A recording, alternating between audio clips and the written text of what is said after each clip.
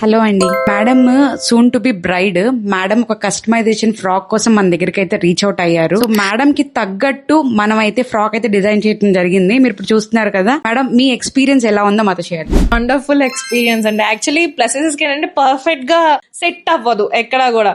నేను ఎక్స్పీరియన్స్ చేసిన perfect fit in single stage, no alterations, anything అనమాట.